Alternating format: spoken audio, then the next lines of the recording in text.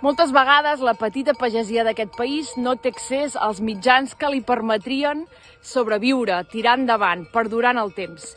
És per això que neix Fundació Emprius, una fundació que adquireix habitatges, terres i certs mitjans transformadors per tal de cedir-los a llarg termini, fan una concessió a llarg termini, una cessió, a projectes productius i transformadors del món rural.